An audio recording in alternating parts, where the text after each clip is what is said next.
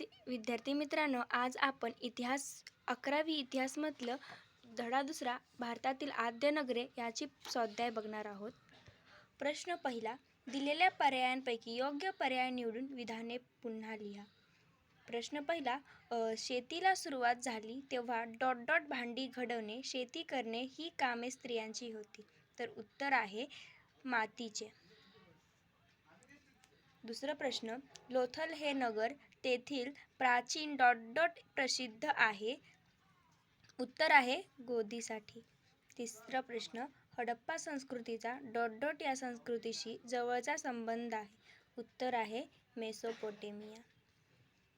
चौथा प्रश्न, इजिप्तमधील राजघराण्यातील व्यक्तींना मृत्यूनंतर कापड्यात गुंडाळलेले जाई. उत्तर आहे निळ्या. प्रश्न दुसरा आहे, योग्य कारण निवडून विधाने पूर्ण करा. प्रश्न दिला आहे, मेसोपोटेमियातील संस्कृतीचा ऱ्हास होण्याचे प्रमुख कारण. तर उत्तर आहे पर्यावरणाचा ऱ्हास. उत्तर आहे ब आकडा, पर्यावरणाचा ऱ्हास. पुढील प्रश्न दुसऱ्यातील प्रश्न ब गटातील चुकीची जोडी दुरुस्त करून लिहा. तर दिलमुन बहरीन हे बरोबर आहे. मकन हे पण बरोबर आहे, हेही बरोबर आहे. शोर्तुगाय मेसोपोटेमिया हे चुकीचे आहे. मेहुला हडप्पा संस्कृतीचा प्रदेश हेही बरोबर आहे. विद्यार्थी मित्रांनो, शोर्तुगाय याचा उत्तर आहे अफगाणिस्तानचा बदख्शान प्रांत. उत्तर काय आहे? अफगाणिस्तानचा बदख्शान प्रांत. प्रश्न तिसरा, पुढील विधाने सकारण स्पष्ट करा. प्रश्न पहिला, उत्खननामध्ये सापडलेले अवशेष हडप्पा, मोहेंजोदडो, कालीबंगन, लोथल, धोलावीरा, राखीगढी येथील हडप्पा संस्कृतीच्या गतवैभवाची साक्ष देतात. विद्यार्थी मित्रांनो, ह्याचे उत्तर आहे हडप्पा आणि अन्य ठिकाणी झालेल्या उत्खननात या संस्कृतीतील लोकांची घरे, रस्ते, तटबंदी यांचे जे अवशेष सापडले त्यावरून त्यांच्या उत्कृष्ट नगर रचनेचे दर्शन होते. बंदर गोदी याच्या अवशेषातून त्यांचे उत्कृष्ट अभियांत्रिक ज्ञान वापरातील भरभराट जाणवते. पाणी साठवण्याच्या तलावाच्या अवशेषावरून या लोकांच्या उत्तम जलव्यवस्थापनाची प्रत्यय येतो. मातीची नक्षीदार भांडी, मणी, शेतीची अवजारे या सर्वांच्या अवशेषावरून या लोकांचे व्यवसाय, उत्कृष्ट कारागीर आणि कौशल्य दिसून येते. हडप्पा आणि अन्यत्र झालेल्या उत्खननातून मिळालेले अवशेष या संस्कृतीतील लोक उद्योग, घरबांधणी, नगरनियोजन, कारागिरी या सर्व बाबतीत प्रगत होते या गतवैभवाची साक्ष देतात. प्रश्न तिसरामधील दुसरा प्रश्न, लाजवर्दी दगडांना हडप्पा संस्कृतीच्या व्यापारामध्ये अत्यंत महत्त्व होते.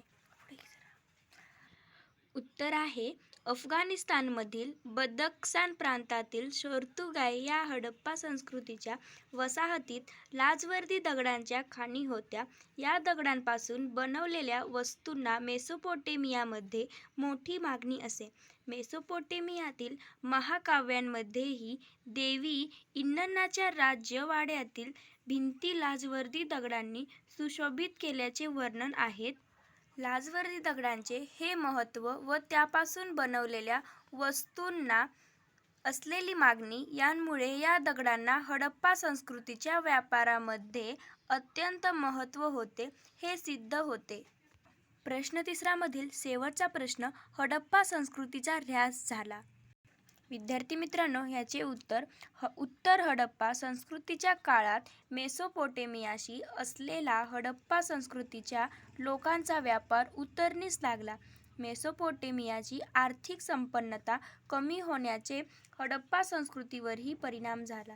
हडप्पाकालीन वसाहतीत सतत अंतर्गत लढाया हेतू असल्याने मोठ्या प्रमाणात लोकांचे स्थलांतरही झाले. सतत पीक घेतल्याने पिकाऊ जमिनीचे रूपांतर खारवट होत गेल्याने शेतीचे उत्पादन कमी होत गेले. सरस्वती नदीच्या खोऱ्यात घडून आलेल्या प्रचंड भूकंपाने या संस्कृतीची मोठी वाताहत झाली. अशा अनेक कारणांनी हडप्पा संस्कृतीचा ऱ्हास झाला. विद्यार्थी मित्रांनो, प्रश्न चौथा, तुमचे मत नोंदवा. यातील पहिला प्रश्न आहे, हडप्पा संस्कृतीतील नगर व गाव वसाहती यांच्यात परस्पर संबंध होता. विद्यार्थी मित्रांनो, या प्रश्नाचे उत्तर, हडप्पा पूर्व काळातील गाव वसाहतींचा विकास आणि विस्तार होण्याच्या प्रक्रियेतून हडप्पा संस्कृतीतील नगरे विकसित होत गेली. नागरी गरजा आणि व्यवस्थापन यांच्या पूर्ततेसाठी नगरांना गाव वसाहतीवरच अवलंबून राहावे लागत असे. नगरातील लोकांना लागणारे अन्न, धान्य आणि दैनंदिन वस्तू गाव वसाहतीतूनच येत असे. नगरातील व्यापारी उत्पादनासाठी लागणारी चिकणमाती, विविध प्रकारचे दगड व मौल्यवान खडे, विविध धातू इत्यादी कच्चा माल मिळवण्यासाठी नगरांना गाव वसाहतीवरच अवलंबून राहावे लागत असे. मातीची नक्षीदार भांडी, मौल्यवान दागिने, कापड या गोष्टींसाठी गाव वसाहती नगरांवर अवलंबून असत. अशा प्रकारे हडप्पा संस्कृतीतील नगरे व गाव वसाहती यांच्यात परस्पर संबंध होता. प्रश्न 4 मधील दुसरा प्रश्न, हडप्पा संस्कृतीतील नगरात सुसंघटित प्रशासन यंत्रणा असावी. उत्तर आहे, हडप्पा संस्कृती ही नागर संस्कृतीत होती आणि त्याची सुसंघटित अशी प्रशासन यंत्रणा होती. याचे पुरावे सापडतात. हडप्पाकालीन नगरांची रचना नियोजनपूर्वक केलेली आढळते. नागरी वसाहती आणि बालेकिल्ला असे नगरांचे 2 भाग असत. बालेकिल्ल्यात नगर प्रमुख प्रशासकीय अधिकारी राहत असत. दैनंदिन व्यवहार आणि व्यापार यांवर मध्यवर्ती प्रशासनाचे नियंत्रण होते. व्यापारी वस्तूंचे उत्पादन आणि आयात निर्यात यासाठी नगरे व गाव वसाहती यांच्या व्यवस्थापनासाठी त्या काळात एक सुसंघटित प्रशासन यंत्रणा असावी. नगरांची रचना, विटांचे आकार, वजने मापे, विविध वस्तूंचे आकार, मुद्रांची निर्मिती इत्यादींची प्रमाणीकरण या प्रशासन यंत्रणेमार्फत होत असावे. प्रशासन यंत्रणेची सूत्रे धर्मप्रमुखाच्या हातात होती असे मानले जाते. नगरातील समाजजीवन, धार्मिक व सांस्कृतिक बाबी यांचे व्यवस्थापन मध्यवर्ती प्रशासन यंत्रणेकडेच असावे. प्रश्न 5, हडप्पा संस्कृतीमधील नगरांची वैशिष्ट्ये दिलेल्या मुद्द्यांच्या आधारे लिहा. तर इथे पहिला मुद्दा आहे, नगर रचना. विद्यार्थी मित्रांनो, उत्तर आहे, हडप्पा संस्कृतीमधील नगरांची वैशिष्ट्ये. पहिलं आहे, नगर रचना.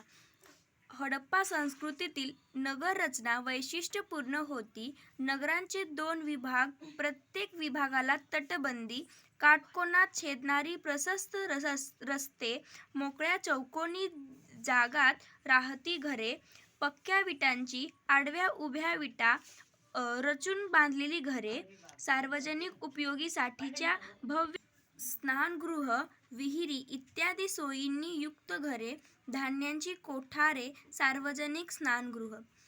विद्यार्थी मित्रांनो, यातील दुसरा मुद्दा, समाज व्यवस्था.